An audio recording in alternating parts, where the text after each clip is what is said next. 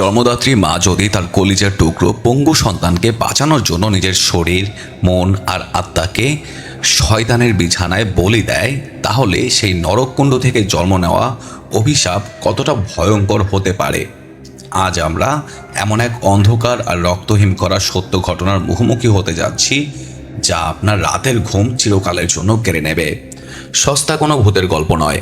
আজ কথা হবে এমন এক ভয়ঙ্কর পৈশাচিক চুক্তি নিয়ে, যেখানে একটা অবুঝ মেয়ের জীবন বাঁচানোর বদলে পুরো পরিবারকে চিবিয়ে খেয়েছে এক নরপিশাচ ইবলিশ।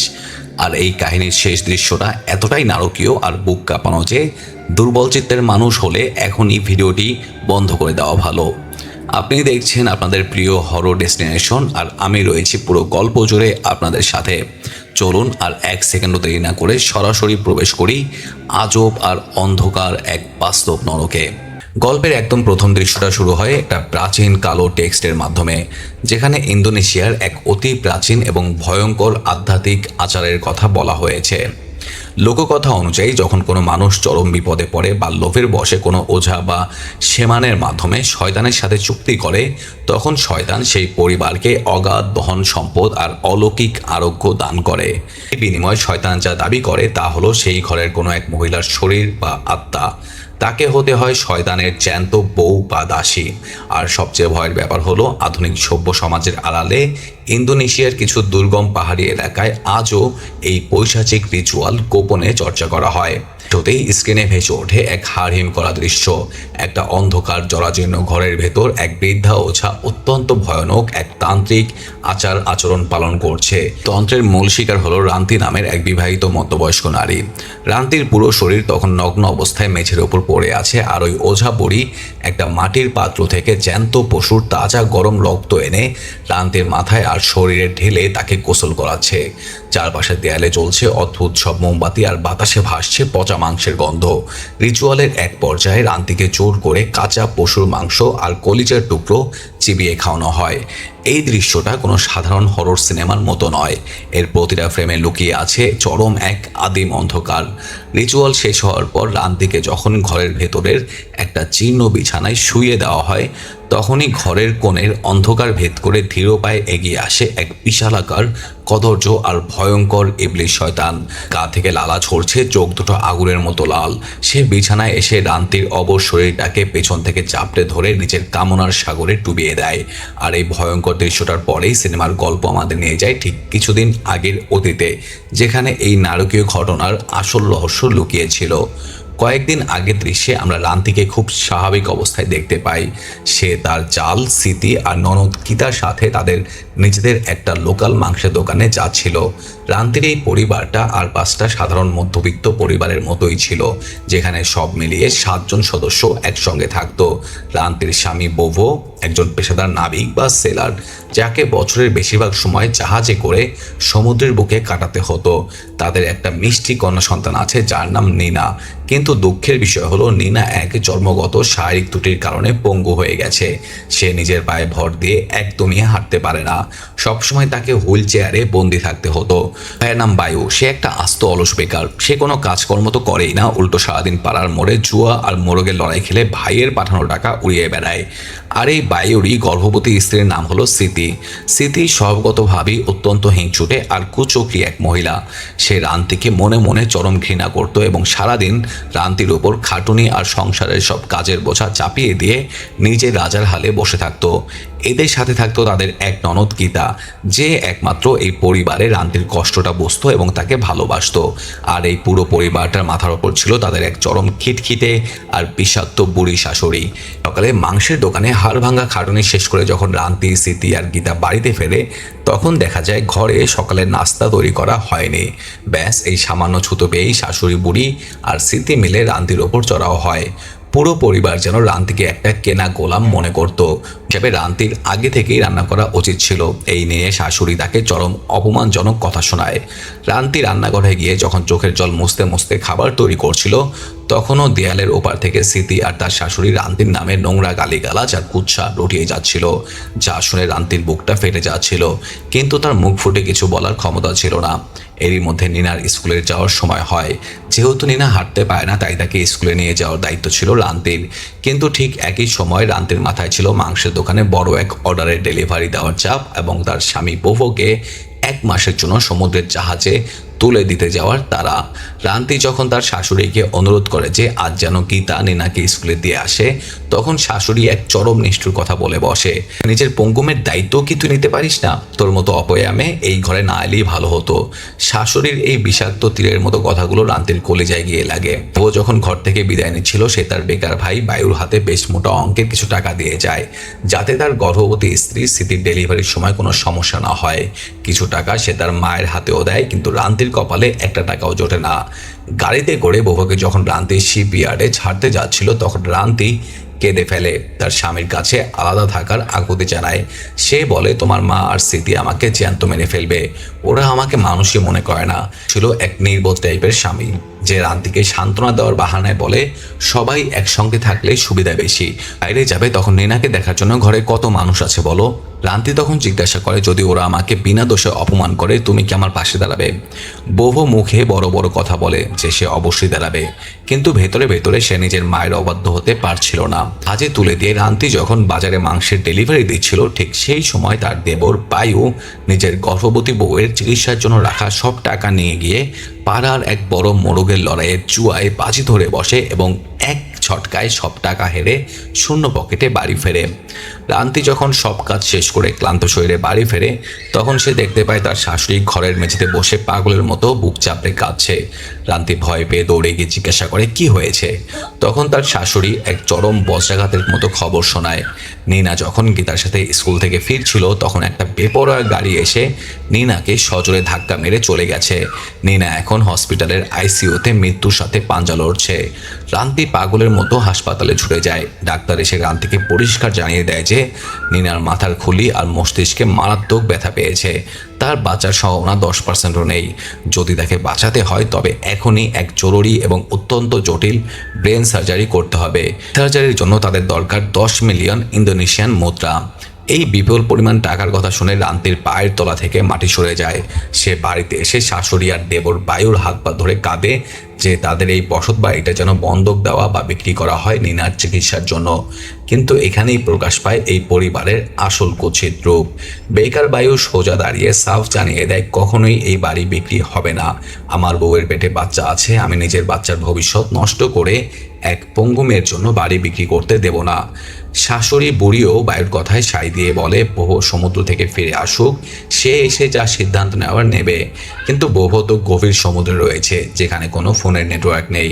বোভোর সিদ্ধান্তর অপেক্ষায় বসে থাকলে নিনা যে হসপিটালের বিছানাতেই লাশ হয়ে যাবে, এই কথা এই নিষ্ঠুর পরিবারটির কেউ বুঝতে চাইছিল না। রান্তি তার রুমে গিয়ে বারবার বোভোর নাম্বারে কল করার চেষ্টা করে, নেটওয়ার্কের বাইরে দেখায়। সে একের পর এক ভয়েস মেসেজ আর টেক্সট পাঠায়, কিন্তু সেগুলো পেন্ডিং হয়ে ঝুলে থাকে।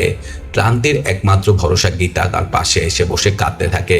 আর নিজের কাছে কোনো টাকা ছিল না যা দিয়ে সে তার ভাবিকে সাহায্য করতে পারে। একদিকে টাকার অভাব, অন্যদিকে নিজের একমাত্র মেয়ের নিথর দেহ। রান্তি হসপিটালের বারান্দায় বসে যখন পাগলের মতো কাঁদছিল, তখন হঠাৎ করে এক অদ্ভুত কুচো আর রহস্যময় বুড়ি তার সামনে এসে দাঁড়ায়। তার হাতে একটা খাবারের প্যাকেট দিয়ে অত্যন্ত ঠান্ডা গলায় বলে, তোমার মেয়ে খুব তাড়াতাড়ি ঠিক হয়ে যাবে মা। রান্তি চমকে উঠে জিজ্ঞাসা করে, আপনি কিভাবে জানলেন আমার মেয়ে হাসপাতালে? বুড়ি এক রহস্যময় হাসি দিয়ে বলে, আমি সব জানি, আর এও জানি যে এই দুনিয়ার ডাক্তারদের ওপরেও এক শক্তি আছে যা তোমার মেয়েকে 1 সেকেন্ডে সুস্থ করে দিতে পারে। যদি তুমি নিজের মেয়ের জীবন বাঁচাতে চাও তবে আজ রাতে এই ঠিকানায় চলে এসো। বুড়ি রান্তির কোলের ওপর একটা পুরনো কাগজের টুকরো ফেলে দিয়ে অন্ধকারের মাঝে কর্পূরের মতো গায়েব হয়ে যায়। ঠিক তখনই গীতা সেখানে চলে আসায় রান্তি তড়িঘড়ি করে সেই কাগজের টুকরোটি নিজের পকেটে লুকিয়ে ফেলে। ফলে ডাক্তার যখন রান্তিকে চূড়ান্ত আলটিমেটাম দেয় যে আজ বিকালের মধ্যে টাকা জমা না দিলে নিনার লাইফ সাপোর্ট খুলে দেওয়া হবে, তখন রান্তির ভেতরের মা আর কোনো বাধা মানতে রাজি ছিল না।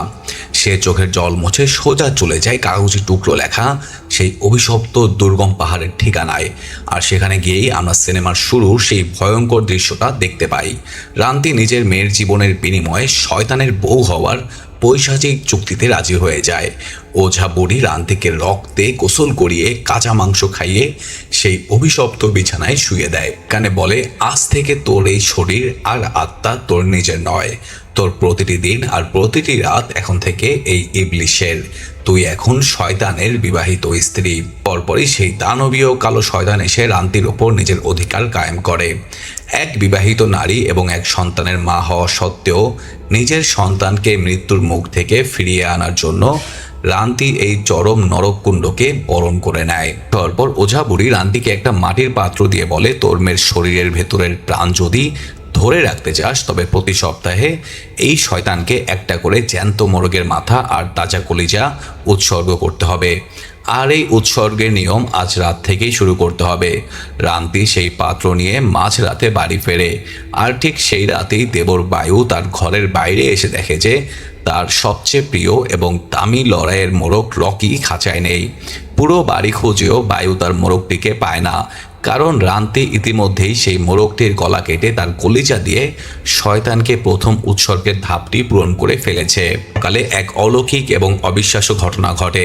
যে নিনার বাঁচার কোনো আশাই ছিল না, সে হসপিটালের বিছানা থেকে উঠে একেবারে নিজের পায়ে হেঁটে বাড়ির সদর দরজা দিয়ে ভেতরে প্রবেশ করে।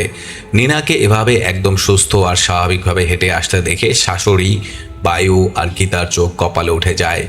ডাক্তাররা একে মেডিকেল মিরাকেল বললেও চতুর আর হিংসুটের স্মৃতির মনে খটকা লাগে।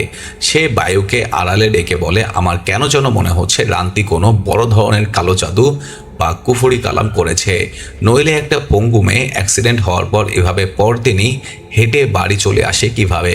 কিন্তু লোভী বায়ু বলে, আরে যেভাবেই হোক সুস্থ তো হয়েছে, এখন আর আমাদের বাড়ি বিক্রি করতে হবে না, এটাই অনেক। কিন্তু নিনা সুস্থ হলেও রান্তির ভেতরের মানুষটা পুরোপুরি বদলে যেতে শুরু করে। রান্তি এখন আর আগের মতো সবার সাথে কথা বলে না। সে সারাদিন নিজের ঘরের জানালা কপাট বন্ধ করে ঘুটঘুটে অন্ধকারের ভেতর বসে থাকে। আসলে শয়তানের সাথে চুক্তির কারণে রান্তির আসল মানবিক আত্মাটা শয়তানের নরকীয় দুনিয়ায় বন্দী হয়ে গিয়েছিল। আর তার এই রক্ত মাংসের শরীরের ওপর ধীরে ধীরে শয়তানের ইভিল স্পিরিট কবজা করে নিচ্ছিল। একদিন স্মৃতি ঘরের ভেতর এসে দেখে পুরো বাড়ি অন্ধকার এবং ঘরের এক কোনায় রান্তি বসে আছে। টেলিভিশনটা চালু, কিন্তু তাতে কোনো চ্যানেল নেই, শুধু সাদা কালো ঝিরিঝিরি স্ক্রিন ভেসে উঠছে। সেই ঝিরঝিরি স্ক্রিনের দিকে তাকিয়ে এক দৃষ্টিতে তাকিয়ে থেকে বিকট আর পৈশাচিক শব্দে হাসছে। জিজ্ঞাসা করে, কি হয়েছে তোমার, এভাবে হাসছো কেন? কিন্তু রান্তি কোনো জবাব না দিয়ে স্মৃতির দিকে এমন এক দৃষ্টিতে তাকায় যে স্মৃতির কলিজা কেঁপে ওঠে। স্মৃতি ভয়ে ওখান থেকে দৌড়ে রান্নাঘরের পেছনে দরজা দিয়ে বাইরে বের হতে যায়। কিন্তু দরজা খোলা মাত্রই সে দেখে তার ঠিক সামনেই রান্তি দাঁড়িয়ে আছে এবং তার সাথে নিনাও রয়েছে। এক সেকেন্ডের জন্য স্তব্ধ হয়ে যায়, কারণ যে রান্তিকে সে মাত্র এক সেকেন্ড আগে ভেতরের ঘরে টিভির সামনে বসে হাসতে দেখছিল, সেই রান্তি এত দ্রুত বাইরে এলো কিভাবে? আসলে ওটা রান্তি ছিল না, ওটা ছিল শয়তানে তৈরি করা এক মায়া বা অবয়ব। স্মৃতির রাতে এই ভয়ের কথা গীতাকে বলে যে রান্তির মধ্যে কোনো ডাইনি বা জিন ভর করেছে। সে মাঝরাতেও নাকি বাথরুমে গিয়ে ঘন্টার পর ঘন্টা গায়ে পানি ঢালতে থাকে। কিন্তু গীতা স্মৃতির কথাকে হ্যালুসিনেশন বা মনের ভুল বলে উড়িয়ে দেয়। স্মৃতি যখন ঘুমাচ্ছিল তখন তার অলস্বামী বায়ু তাকে ঘুম থেকে ডেকে তুলে বলে মধ্যরাতে তার জন্য নাস্তা তৈরি করতে। এক গর্ভবতী স্ত্রীকে মাঝরাতে এভাবে খাটানোর মতো অমানবিক কাজ বায়ু ছাড়া কেউ করতে পারে না। স্মৃতি বিরক্ত হয়ে রান্নাঘরে গিয়ে যখন জল গরম করছিল তখন বাটি থেকে একটা বড় কুৎসিত ব্যাঙ লাফিয়ে সেই ফুটন্ত জলের ভেতর পড়ে যায়। স্মৃতি ভয় পেয়ে সেই ব্যাঙটিকে বাইরে ফেলে দেয়। ঠিক তখনই সে বাথরুমের ভেতর থেকে পানির ছলৎ ছলৎ শব্দ শুনতে পায়। কৌতূহলবশত বাথরুমের দরজার নিচে থাকা ফাঁক দিয়ে নিজের ফোনের ক্যামেরা অন করে ভেতরে উকি মারে। আর সেখানে সে যা দেখে তা ছিল চরম নোংরা আর অদ্ভুত। সে দেখে রান্তি সম্পূর্ণ বিবস্ত্র অবস্থায় মেঝের ওপর শুয়ে কোনো এক অদৃশ্য শক্তির সাথে এমন এক রোমান্টিক অঙ্গভঙ্গি করছে যেন কোনো পুরুষ তাকে জড়িয়ে ধরে আছে। অদ্ভুত আর নোংরা ভিডিওটি রেকর্ড করে নেয় এবং পরদিন সকালে রান্তিকে সামাজিকভাবে অপমান করার জন্য তাদের বাজারের সমস্ত চেনা পরিচিত মাংসের দোকানদার আর কাস্টমারদের গ্রুপে ভিডিওটি ভাইরাল করে দেয়। বাজারে যাওয়ার পর সবাই যখন রান্তিকে দেখে আড়ালে হাসাহাসি করছিল এবং নোংরা ইঙ্গিত করছিল, তখন রান্তি বুঝে যায় এই কাজটা স্মৃতি ছাড়া আর কেউ করেনি। রান্তি রাগে অন্ধ হয়ে একটা ধারালো চপার বা মাংস কাটার ছুরি নিয়ে সোজা স্মৃতির দোকানে গিয়ে তার গলা চেপে ধরে। স্মৃতি তখন উল্টো চিৎকার করে সবার সামনে বলতে থাকে, হ্যাঁ আমি এই ভিডিও করেছি, তুই একটা চরিত্রহীন ডাইনি, মাঝরাতে বাথরুমে গিয়ে নগ্ন হয়ে ঢং করিস। রান্তি স্মৃতির চোখের দিকে তাকিয়ে অত্যন্ত শান্ত কিন্তু বরফ শীতল গলায় বলে, স্মৃতি, তুই আজ তোর সীমানা পার করে ফেলেছিস, আর এর শাস্তি তোকে নিজের রক্ত দিয়ে দিতে হবে। এই কথা বলে রান্তি ওখান থেকে চলে যায়। সেই রাতে স্মৃতি যখন আবার রান্নাঘরে আসে তখন সে দেখে চুলার উপর একটা পাত্রে নুডলস সেদ্ধ হচ্ছে, যা রান্তি বসিয়ে রেখে গেছে। স্মৃতি যখন সেই পাত্রের ঢাকনা খোলে সে দেখে নুডলসের ভেতর থেকে রান্তি একটা মরা বিষাক্ত ব্যাঙ হাত দিয়ে তুলে স্মৃতির চোখের সামনেই কাঁচা চিবিয়ে খেয়ে ফেলে। স্মৃতি ভয়ে চিৎকার করতে গিয়েও মুখ বন্ধ করে ফেলে। পর স্মৃতি নুডলসের বাটি নিয়ে যখন তার বেডরুমে যায় এবং বিছানায় শুয়ে থাকা বায়ুর গায়ের চাদরটা টান দেয় তখন সে দেখে সেখানে বায়ু নেই, সেখানে বসে আছে রান্তি। রান্তি এক লাফে স্মৃতির উপর ঝাঁপিয়ে পড়ে তার গলা চেপে ধরে, আর ঠিক তখনই রুমের অন্ধকার কোণ থেকে সেই কালো শয়তানটি প্রকট হয়। সে স্মৃতির মুখ চেপে ধরে তার পেটটা জ্যান্ত চিরে ভেতরের অবুঝ বাচ্চাটিকে টেনে বের করে আনে এবং মা ও সন্তান দুজনকে অত্যন্ত নিষ্ঠুরভাবে হত্যা করে। কারণ শয়তান রান্তিকে নিজের স্ত্রী ভাবত এবং রান্তিকে যে অপমান করেছে তাকে শাস্তি দেওয়া শয়তান নিজের দায়িত্ব মনে করেছিল। পরদিন সকালে বায়ু যখন ঘুম থেকে ওঠে সে দেখে বিছানা একদম পরিষ্কার, সেখানে কোনো রক্ত নেই, কোনো স্মৃতিও নেই। বায়ু ভাবলো স্মৃতি হয়তো বাজারে গেছে বা বাপের বাড়ি চলে গেছে, কিন্তু স্মৃতির আর কোনো খোঁজ পাওয়া যায় না। শাশুড়ি বুড়ি রান্তিকে সন্দেহ করে বলে, তুই আমার ছোট বউকে কোথাও গায়েব করেছিস। সেই রাতে শাশুড়ি বুড়ি যখন তার হুইল চেয়ারে বসে ড্রয়িং রুমে ছিল তখন হঠাৎ করে তার হুইল চেয়ারটি কোনো অদৃশ্য টানে পেছনের দিকে তীব্র গতিতে ছুটতে শুরু করে। বুড়ি কোনো মতে হুইল চেয়ারের ব্রেক চেপে নিজেকে রক্ষা করে, নইলে সে দেয়ালে ধাক্কা খেয়ে ওখানেই মারা যেত। একই রাতে ননদ গীতা যখন বাড়ির বাইরে আসে তখন সে দেখে উঠানের এক কোণে একটা নতুন মাটির গর্ত খুঁড়ে সেখানে একটা চারা গাছ রোপণ করা হয়েছে, আর এই গাছটার নিচ থেকেই স্মৃতির কান্নার আর গঙ্গানির আওয়াজ আসছিল। গীতা ভয় পেয়ে তার ফোনের ক্যামেরা অন করে যখন সেই গাছের দিকে তাক করে তখন সে ফোনের স্ক্রিনে স্মৃতির রক্তাক্ত ভুতুড়ে আত্মাটাকে দেখতে পায়, যা ব্যথায় চিৎকার করছে। ঠিক এই সময় ঘরের ভেতর থেকে নিনার চিৎকার শুনে গীতা ক্যামেরা বন্ধ করে ভেতরে দৌড়ে যায়। সে দেখে বাথরুমে নিনার একটা খেলনা পড়ে গিয়েছিল, আর সেই বাথটাবের ভেতরের রক্ত লাল জল থেকে রান্তির এক ভয়ঙ্কর রূপ বাইরে বেরিয়ে এসেছে, যা দেখে নিনা ভয়ে কাঁপছে। গীতা নিনাকে জড়িয়ে ধরে নিজের রুমে নিয়ে যায়। রাতে নিনা তার ফুপির সাথেই ঘুমায়। পরদিন সকালে রান্তি যখন আবার শয়তানের উদ্দেশ্যে মোরগ বলি দিতে সেই উঠোনের গাছের গোড়ায় যায় তখন সে মাটির নিচ থেকে স্মৃতির একটা কাটা হাত বেরিয়ে থাকতে দেখে। রান্তি বুঝতে পারে স্মৃতির লাশটা এই গাছের নিচেই পোতা আছে। সে ভয় কাঁপতে কাঁপতে সোজা ওঝা বুড়ির আস্তানায় ছুটে যায় এবং বলে, আমি এই নরক আর চাই না, আমার শয়তান স্বামী আমার পরিবারের মানুষদের মেরে ফেলছে। ওঝাপুরি পৈশাচিক হেসে বলে, তুই তো নিজেই চুক্তি করেছিলি রান্তি, শয়তানের বউকে যে স্পর্শ করবে বা কষ্ট দেবে শয়তান তাকে জ্যান্ত রাখবে না। এখন আর ফেরার কোনো পথ নেই, তুই আজীবন এই ইবলিশের দাসী হয়েই থাকবি। আসলে এই ওঝাপুরি নিজেই আগে হয়তো শয়তানের বউ ছিল এবং নিজের বয়স হয়ে যাওয়ার কারণে সে এই পরিবারটির সরলতার সুযোগ নিয়ে রান্তিকে ফুসলিয়ে শয়তানের নতুন বউ হিসেবে উপহার দিয়েছিল। রান্তি কান্নাকাটি করতে করতে বাড়ি ফিরে আসে। এদিকে দেবর বায়ু তখন পাড়ার মোড়ক লড়াইয়ে মগ্ন ছিল। হঠাৎ সে কুয়াশার ভেতর স্মৃতির অবয়ব দেখতে পেয়ে তার পিছু পিছু হাঁটা শুরু করে। স্মৃতির আত্মা তাকে টেনে নিয়ে আসে তাদের নিজেদের বাড়ির সেই উঠানের গাছের গোড়ায়। বায়ু সেখানে এসে কুড়াল দিয়ে মাটি খুঁড়তে শুরু করে এবং এক পর্যায়ে সে স্মৃতির রক্তাক্ত গলিত লাশটা উদ্ধার করে এবং চিৎকার করে কেঁদে ওঠে। সে রান্তির ঘরের দরজা পিটিয়ে বলতে থাকে, তুই আমার বউকে মেরেছিস, তুই একটা খুনি ডাইনি। বায়ু স্মৃতির লাশটা টেনে এনে ড্রয়িং রুমের মেঝেতে রাখে। গীতা আর শাশুড়ি এই দৃশ্য দেখে স্তব্ধ হয়ে যায়, কিন্তু শাশুড়ি ছিল অত্যন্ত অহংকারী আর লোকলজ্জার ভয়ে ভীত। সে পুলিশে খবর দেওয়ার বদলে বায়ুকে বলে, চুপ কর, এই কথা বাইরে জানাজানি হলে আমাদের বংশের ইজ্জত শেষ হয়ে যাবে, তুই লাশটা আবার জঙ্গলে গিয়ে লুকিয়ে ফেল। বায়ু যখন রাগে ফুঁসতে ফুঁসতে বাইরে তাদের মোড়কের শেডের ভেতর কুড়াল খুঁজতে যায় তখন রান্তির শরীরের ভেতরে শয়তান পুরোপুরি জাগ্রত হয়ে যায়। রান্তি অন্ধকারের ভেতর থেকে এসে বায়ুর উপর অতর্কিতে হামলা করে। সে বায়ুকে মাটিতে ফেলে তার একটা চোখ হাত দিয়ে খুব নিষ্ঠুরভাবে উপড়ে ফেলে। বায়ু এক চোখে রক্ত নিয়ে যখন চিৎকার করতে করতে মোরগের খাঁচার উপর পড়ে, তার ভেতরের এক হিংস্র মোরগ এসে বায়ুর অপর চোখটিকেও ঠোকর মেরে খুব লেখে নেয়। বায়ু পুরোপুরি অন্ধ হয়ে ব্যথায় ছটফট করতে করতে যখন শেডের বাইরে পালানোর চেষ্টা করছিল তখন তার পা পিছলে সে দেয়ালে ধাক্কা খায় এবং ঠিক সেই মুহূর্তে ছাদের একটা ভাঙা ধারালো টিনের শিট তার উপর নেমে আসে এবং এক ঝটকায় বায়ুর ঘাড় কেটে মাথাটা ধর থেকে আলাদা করে দেয়। গীতা বায়ুর চিৎকার শুনে বাইরে এসে দেখে বায়ুর কাটা মাথা মেঝের ওপর গড়াগড়ি খাচ্ছে আর রান্তি হাতে রক্ত নিয়ে দাঁড়িয়ে আছে। রান্তি দৌড়ে গিয়ে নিজের রুম লক করে নেয়, দরজার ওপার থেকে চিৎকার করতে থাকে আর বলে, ভাবি তুমি এটা কি করলে? রান্তি ভেতর থেকে কান্না ভেজা গলায় বলে, গীতা, এই পরিবারে একমাত্র তোকে আমি সবচেয়ে বেশি ভালোবাসি, তুই প্লিজ চুপ কর, নইলে আমার ভেতরের জানোয়ারটা তোকেও শেষ করে দেবে। পরদিন সকালে গীতা বাধ্য হয়ে বায়ুর লাশটাও স্মৃতির পাশে দাফন করে দেয়। সে তার মাকে বলে, আমাদের পাড়ার বড় মৌলভী বা মিস্টার হাজিকে ডাকতে হবে, বৌদির উপর কোনো বড় জিন বা ডাইনি আচর করেছে। কিন্তু শাশুড়ি তখনও একঘমি করে বলে, আমার বড় ছেলে বভো ফিরে আসুক, তারপর দেখা যাবে। কিন্তু পরিস্থিতি হাত থেকে দূরে সরে যাচ্ছিল। রান্তি এখন ঘরের ভেতর নিজের চুল নিজে ছিঁড়ছিল, দেয়ালের গায়ে মাথা ঠুকছিল। অবশেষে শাশুড়ি রাজি হয় এবং মিস্টার হাজিকে বাড়িতে ডেকে আনা হয়। কিন্তু তারা মিস্টার হাজির কাছে স্মৃতি আর বায়ুর মৃত্যুর কথা সম্পূর্ণ গোপন রাখে। মিস্টার হাজি রান্তির সামনে বসে এক গ্লাস জল নিয়ে যখন পবিত্র মন্ত্র পড়তে শুরু করে, তখন রান্তির ভেতরে শয়তানের কুফরি শক্তির কারণে সেই জলের গ্লাসটি কোনো স্পর্শ ছাড়াই বিকট শব্দে ফেটে চূর্ণ বিচূর্ণ হয়ে যায়।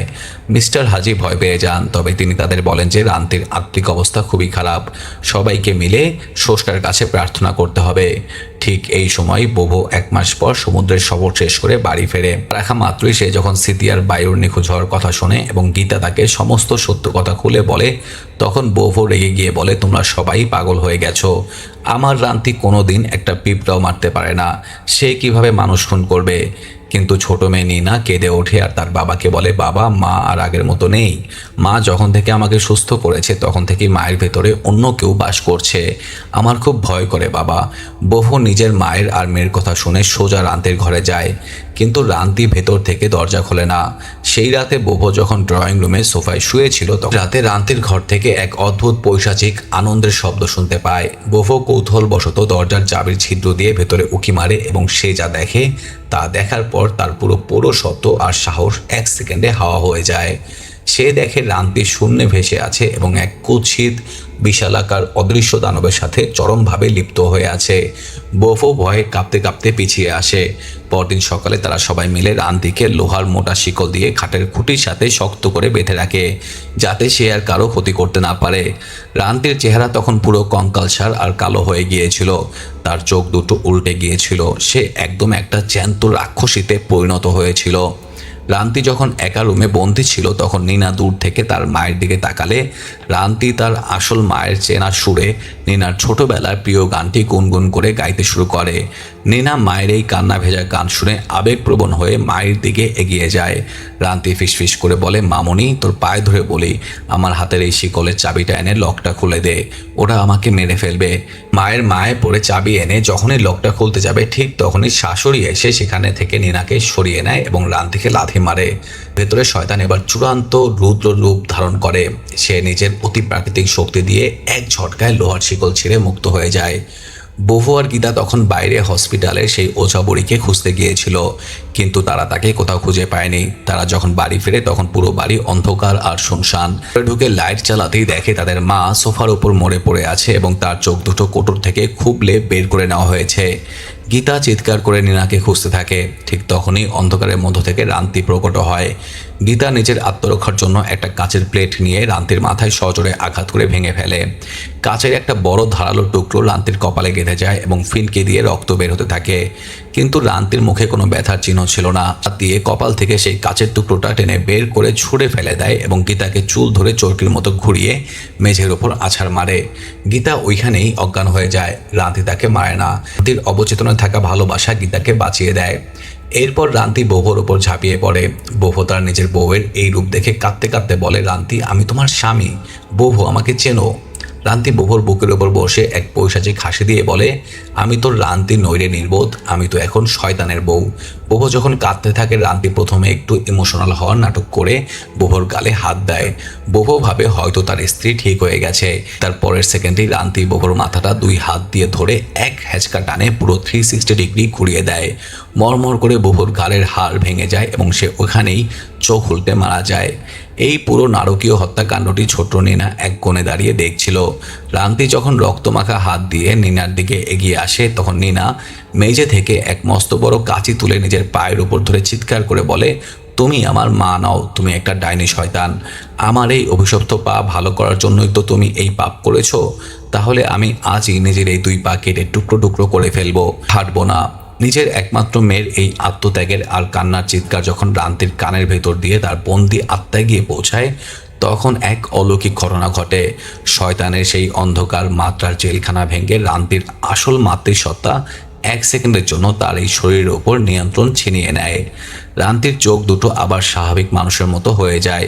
সে নিজের চারপাশের মেঝেতে তার স্বামী, তার শাশুড়ির রক্তাক্ত লাশ দেখে পাগলের মতো ডুকরে কেঁদে ওঠে। সে বুঝতে পারে সে নিজের পরিবারকে নিজ হাতে ধ্বংস করে ফেলেছে। ঠিক তখনই গীতার জ্ঞান ফেরে। রান্তি গীতার হাত দুটো শক্ত করে ধরে বলে, গীতা, আমার আর সময় নেই। শয়তান আবার আমার শরীর কেড়ে নেবে। তুই আমার নিনাকে নিয়ে এই অভিশপ্ত ঘর থেকে, এই গ্রাম থেকে অনেক দূরে পালিয়ে যা, যেখানে আমার এই পাপের ছায়াও যেন তোদের স্পর্শ করতে না পারে। তোকে আমার কসম গীতা, নিনাকে বাঁচা। গীতা নিনাকে কোলে তুলে নিয়ে এক দৌড়ে বাড়ির বাইরে চলে যায়।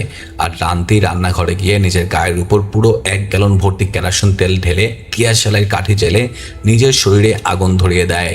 দাউ দাউ করে চলতে থাকা আগুনের লেলিহান শিখার মাঝে রান্তির পৈশাচিক চিৎকার আর কান্নার শব্দের মধ্য দিয়ে পুরো বাড়িটি পুড়ে ছাই হয়ে যায়।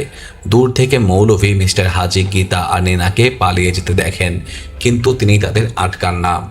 তো বন্ধুরা, গল্পটা এখানেই শেষ হলে হয়তো একটা সাধারণ হরর মুভি হতো। আসল শকিং আর হাড়হিম করা টুইস্ট অপেক্ষা করছে সিনেমার পোস্ট ক্রেডিট সিনে। সিনেমার একদম শেষ দৃশ্যে আমরা দেখতে পাই এই ঘটনার বেশ কয়েক মাস কেটে গেছে। গীতা আর নিনা দূরের এক শহরের একটা ভাঙ্গাচোরা সস্তা কোয়ার্টারের ভেতর আশ্রয় নিয়েছে। টেবিলের ওপর খাবার রাখা আছে, কিন্তু অতীতের সেই ট্রমার কারণে দুজনে ভয়ে ঠিকমতো খেতেও পারছে না। হঠাৎ করেই ঘরের কোনায় রাখা একটা পুরনো কাঠের আলমারি কোনো বাতাস ছাড়াই আপনা আপনি জোরে জোরে কাঁপতে শুরু করে এবং তার ভেতর থেকে এক অদ্ভুত আঁচড়ানো শব্দ আসতে থাকে। গীতা ভয়ে কাঁপতে কাঁপতে ধীরে পায়ে এগিয়ে গিয়ে যখন আলমারির পাল্লাটা খুলে সে দেখে তার ভেতরে রাখা আছে রান্তির সেই অমাবস্যার রাতের লাল রঙের অভিশপ্ত বিয়ের শাড়ি আর ওড়না, যা রান্তি সেই শয়তানের বাজারে পড়ে গিয়েছিল। এটার মানে কি? এর মানে হলো আগুন দিয়ে রান্তির শরীরটাকে হয়তো পুড়িয়ে ছাই করে দেওয়া হয়েছে। কিন্তু যে শয়তান এই চুক্তির মূল মালিক ছিল সে তো অমর। সে এই দুনিয়ার কোনো রক্ত মাংসের মানুষ নয় যে আগুনে পুড়ে মরবে। রান্তির শরীরটা ছিল জাস্ট একটা খাঁচা বা ভেসেল যা ধ্বংস হয়েছে, কিন্তু শয়তানের সাথে যে আসল চুক্তিটা হয়েছিল সেটা ছিল নিনার জীবনের বিনিময়ে। যেহেতু নিনা আজও বেঁচে আছে এবং নিজের পায়ে হাঁটছে, পৈশাচিক চুক্তি আজও বলবৎ আছে। আর যেহেতু রান্তি আর বেঁচে নেই শয়তানের প্রতি সপ্তাহে মোরগের রক্ত আর কলিজা উৎসর্গ করার জন্য, তাই শয়তান এখন আবার ফিরে এসেছে তার বকেয়া পাওনা উসুল করতে। এবার হয়তো গীতা অথবা স্বয়ং নিনাকেই হতে হবে সেই ইবলিশের পরবর্তী বউ, অথবা দিতে হবে নিজেদের জানের কোরবানি। টকিং আর ওপেন এন্ডিংয়ের সাথে আমাদের আজকের এই দুর্দান্ত ও হাড়হিম করা মুভি এক্সপ্লেনেশনটি এখানেই শেষ করছি। তো বন্ধুরা, এই ছিল আজকের মুভি এক্সপ্লেনেশন। আশা করি আপনারা উপভোগ করেছেন। যদি ভালো লাগে তাহলে অবশ্যই একটা কমেন্ট করবেন। ধন্যবাদ সবাইকে, ভালো থাকবেন সবাই, দেখা হবে শীঘ্রই।